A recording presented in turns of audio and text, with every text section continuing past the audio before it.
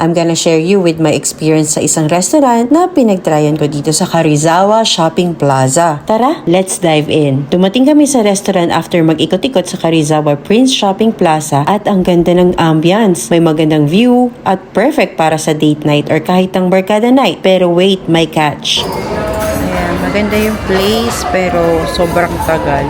Iinit na yung ulo ko. Kaya nakapagtaray ng very slight lang naman ako. Nagsorry naman kagad ang service crew. Pero ito na ang twist.